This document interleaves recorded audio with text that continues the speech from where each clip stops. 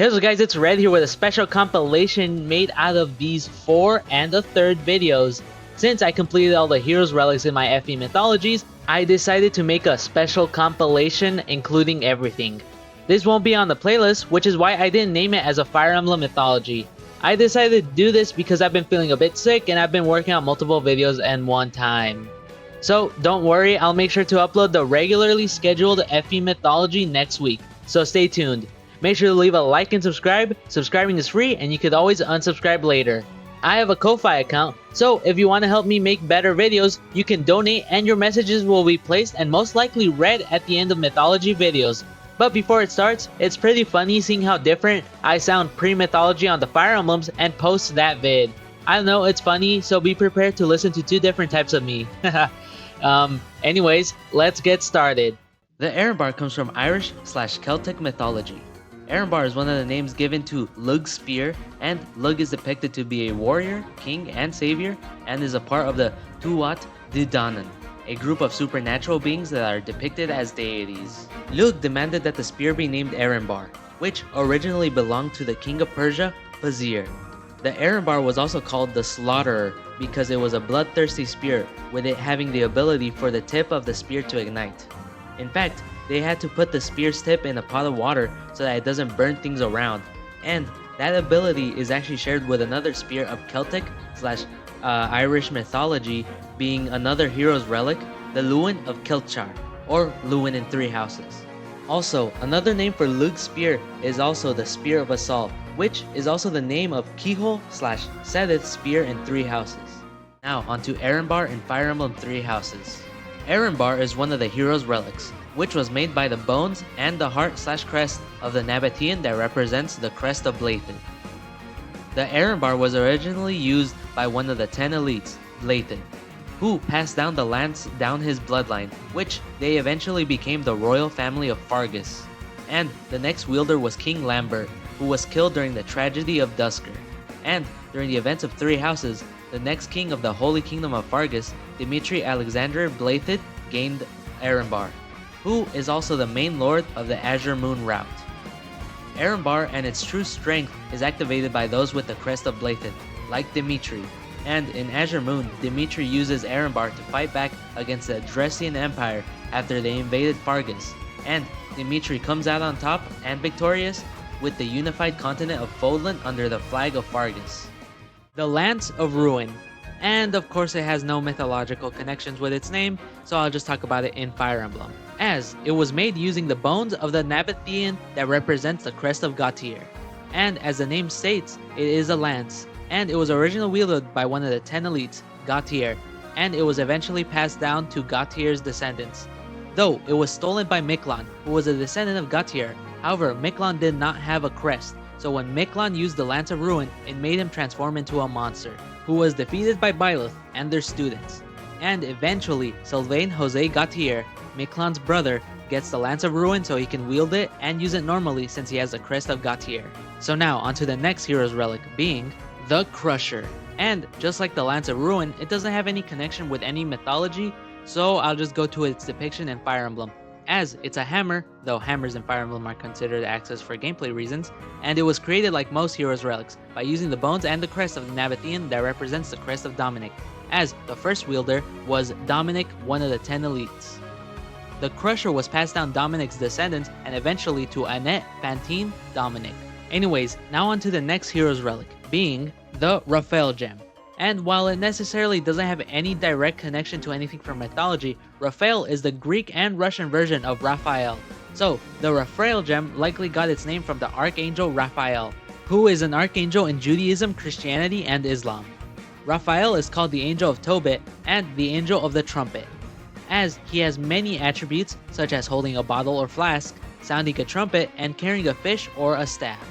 Raphael has many patronages as he is the patron of travelers, guardian angels, lovers, pharmacists, and many more. In Fire Emblem, the Raphael Gem is an equipable item that, of course, is a gem.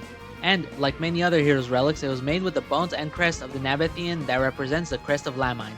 And the first user was Lamine herself, one of the 10 elites. And the Raphael Gem was passed down Lamine's family, and it came to the possession of the Death Knight, or Yuritsa, or his real name Emil von Barteles. and he eventually gave it to his older sister, Mercedes von Martiz. Which is kind of funny since Emil as Yuritsa was a teacher in the Officers Academy, yet Mercedes was a student at the start of Fire Emblem Three Houses. Anyways, now on to the next hero's relic, which is the Aegis Shield. And the Aegis comes from Greek mythology, as it's depicted as animal skin or a shield that sometimes features a head of a gorgon, which a gorgon is the same type of monster that Medusa is. Anyways, the Aegis was used by both Zeus and Athena as stated in the Iliad. Aegis does have a definition, as its name can mean the protection, backing, or support of a particular person or organization. In Fire Emblem, the Aegis shield is, guess what, a shield that was created using the remains of the Nabatean that represents the crest of Faldarius. And the first user was one of the 10 elites, Faldarius himself, who passed down the Aegis shield down in his family and down to Felix Hugo Faldarius, who was given the Aegis by his father. And now, onto the last hero's relic I'll talk about, which is the Lewin, which comes from Irish mythology, and it is the Lewin of Kelthar, a fiery long lance / spear that was used by Kelthar Mac Uthachar and other heroes from Irish folklore. As stated, it was a fiery lance that had the blade of the lance catch fire and exude excessive heat. So in order for the Lewin of Kelthar to not set everything on fire, it had to have its blade held in a cauldron that was filled with poisonous blood, and in some stories it needed 4 mercenaries to keep the cauldron in place. Also, the Erenbar shares its properties with the Lewin of Kelthar, but they aren't the same weapon.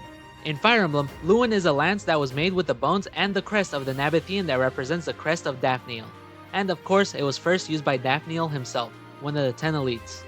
Lewin was passed down Daphniel's bloodline, and it eventually passed down to Ingrid Brandel Galatea, aka the best Three Houses character. And if you think anything different, you're wrong.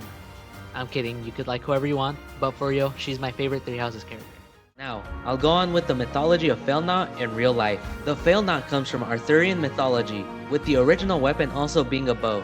The bow was called Failnaught in Arthurian myth, and used by the knight Tristan, who was one of King Arthur's knights in the search for the Holy Grail. The Failnaught got its name as it was said to never miss a hit.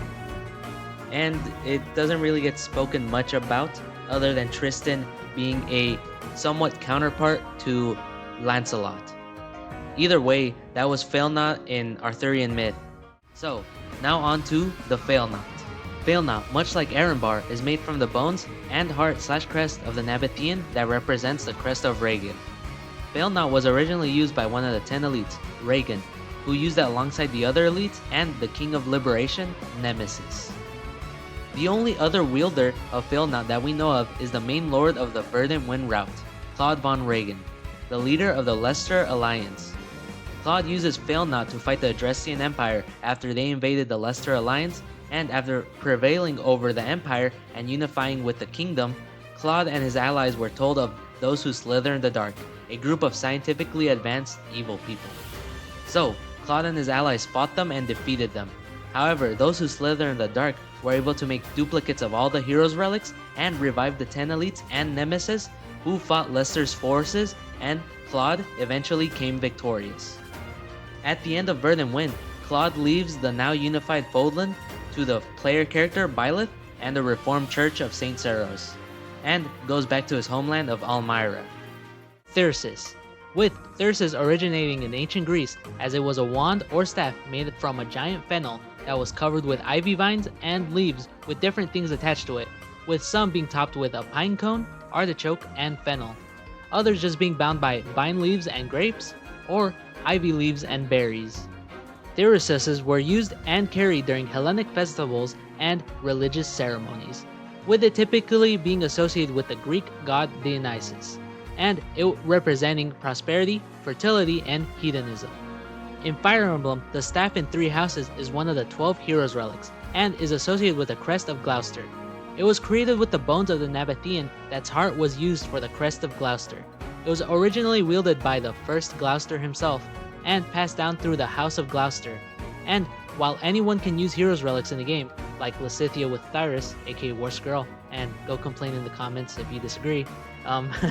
Anyways, the playable character that is from the House of Gloucester and has the crest of Gloucester is Lawrence Hellman Gloucester. However, Thyrsus actually first appeared in the best Fire Emblem / Fire Emblem related game, Tokyo Mirage Session's Sharp FE as one of Kiria's and Tharja's staff/Mirage rods. Anyways, now on to the next one, being Blutgang. It originates from Germanic folklore and it was a sword used by Hime, with his name being Hama in English and Hymir in Old Norse. Blutgang was said to be an excellent weapon used by Hime. However, when Hime dueled Theodoric, he broke Blutgang while also breaking Theodoric's helmet. In turn, Hime loses the duel and swears allegiance to Theodoric. And Theodoric actually gives Hime his blade when Theodoric obtains the Ekisax, which I actually already talked about in a previous video, so check it out.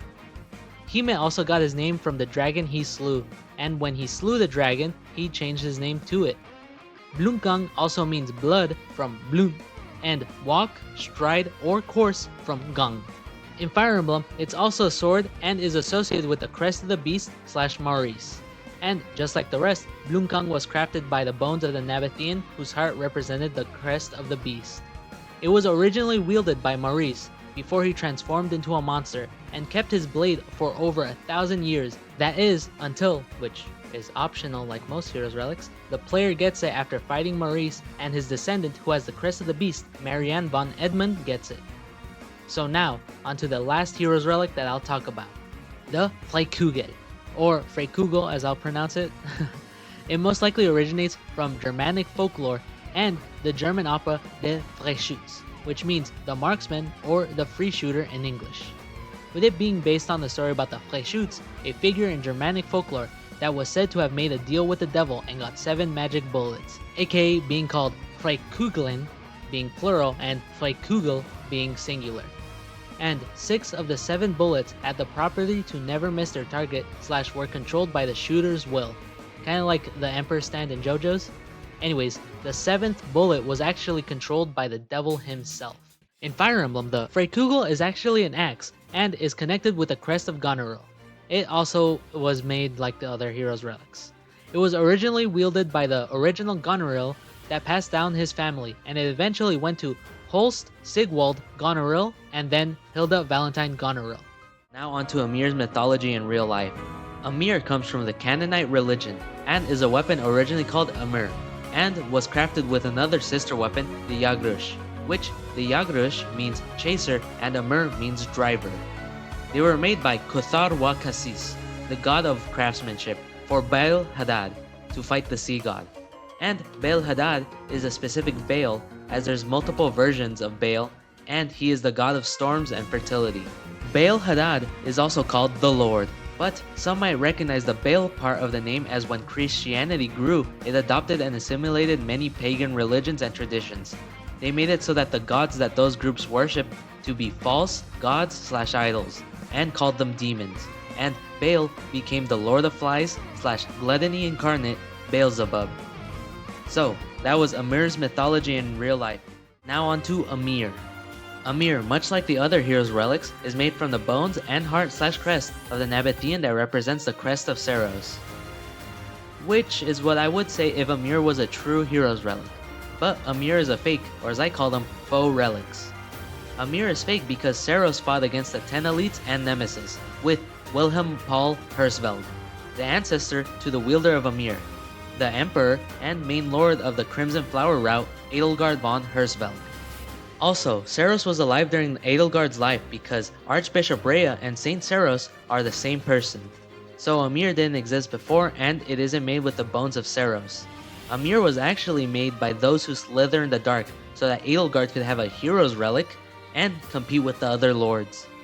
Edelgard and the Empire invade and conquer the Holy Kingdom of Fargus and the Leicester Alliance, and defeat the Church of Saint Serios and slay Serios / Rhea in her dragon form to free Fodlan from Crest during the events of Crimson Flower.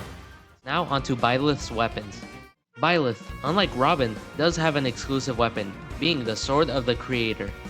The Sword of the Creator is a hero's relic that was made from the bones and heart / crest of the progenitor god Sothis, with the first user of the Sword of the Creator being the King of Liberation, Nemesis, who used the blade with his 10 elites and those who slither in the dark to take control over Fodlan. However, Wilhelm Paul Hersfeld, the first emperor, and Saint Serios, the daughter of Sothis, and the 4 saints fought against them, and Nemesis was killed by Saint Serios. Serios built Garrick Mach Monastery, and took the remains of Sothis, the sword of the creator, and placed them into a tomb. Serios took out the crest and started to make life in hopes of reviving her mother. That was until Byleth was born from one of the people that Serios made, Citri, who sacrificed her life to save baby Byleth. So, Byleth's heart was also the crest of flames / Sothis' heart, and their father, Geralt, faked their death and took them away. Eventually, Byleth and Geralt returned to the monastery, and one night Byleth was able to get the sword of the creator, and Byleth used it throughout the stories. And Three Houses has 4 routes, but I already talked about the first 3 in my previous video, so check that one out. So I'll only talk about Silver Snow, in which the Adrestian Empire was able to successfully invade the Holy Kingdom of Fargus and Leicester Alliance. They took Archbishop Rhea, who is Serios, captive. Dimitri was presumed dead, and Claude left Fodlan. So it was a church who only stood against the Empire, and Edelgard, who in this route was Byleth's a student. So the church fought Edelgard and Byleth had to slay her to save Lady Rhea. But it wasn't the end, as they found out about those who slither in the dark, so they had to go to defeat them. Afterwards, Rhea started to go insane and Byleth had to fight her in her Immaculate One form. Though, depending on paired endings with some characters, Rhea lives, and others she disappears or dies. And Byleth becomes a new ruler of the reunified Fodlan with the Sword of the Creator. So, that was Byleth. So now onto the next hero's relic, being the Thunderbrand, which doesn't have any mythological origin, though its Japanese name is Raitei, which roughly translates to thunder, thunderbolt, or thunderclap. However, the Thunderbrand's design is based off the 7-branch sword, which was a ceremonial sword that was said to be a gift from the king of Baekje, a kingdom that was located in Korea, to a lord from Japan's Yamato period. In Fire Emblem, it was made using the bones and has the crest of the Nabathean that represents the crest of Charon. And its first wielder was one of the 10 elites, Charon himself. And it was passed down his family to the most recent canonical user, Cassandra Rubens Charon, but everyone knows her as Catherine. And while the county of Charon and the house of Charon is a part of the kingdom, Catherine herself is more associated with the Church of Saint Serios, as she is one of the Knights of Serios. Plus, I decided to put this one here because the church would only have 1 hero's relic, plus Fargus / Blue Lions would have 7 hero's relics for one video if I include it. And also, they have 1 more than half of the hero's relics in base game, and technically 2 more if you don't count Amir as a hero's relic because it's a fake. Anyways, the final 2 hero's relics, while technically they're associated with the church, they're from the Ashen Wolves, starting with the Vajra Mushti. Vajra comes from Hinduism and is actually a legendary and ritualistic weapon that represents the indestructibility of diamonds and the irresistible force of thunderbolts. And also, it's a type of weapon that is used in Indian wrestling that resembles brass knuckles, but are usually made from ivory or buffalo horn. And it also has spikes. Vajra Mushti is in Sanskrit and it could mean Thunder Fist or Diamond Fist. In Fire Emblem, it's actually not a hero's relic. Well, at least not like the ones from base game, as it was forged after the War of Heroes. And it was presumably made from the bones and has the crest of Chevalier, with Chevalier actually being one of the 4 apostles who tried to revive Sothis but failed.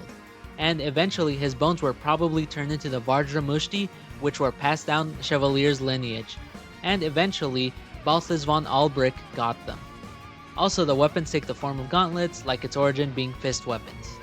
Anyways, the final hero's relic I'll be talking about is the Fetters of Dromi, which originate from Norse mythology, as Dromi were the second set of chains meant to be bindings for the Fenris wolf / Fenrir. Also, fetters or fetter is a chain that is used to restrain people like prisoners, and are typically used around their ankles. Though the reason the Fetters of Dromir are equipped on the hand is probably because of the story of restraining Fenrir. The god of war and justice, Tyr, got his hand bitten off by Fenrir while trying to restrain Fenrir.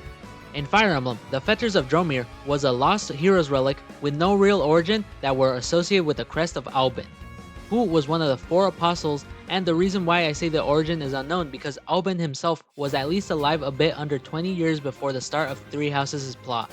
The reason we know that Albin was alive was because he transfused his blood to Yuri to save him from death, in turn giving the crest of Albin to Yuri, who uses the Fetters of Dromi. which again, we don't know how they were made, essentially making them the only Heroes Relic that we don't know the origin of. Well, maybe other than the Vajramushti. So yeah, that was a compilation. Hopefully you all enjoyed it enough to leave a like and subscribe, or just decide to stay for the whole length of the video. Make sure to check out my Ko-Fi account if you want to donate. You don't need to do that, but I'd really appreciate it. So yeah, thanks for watching.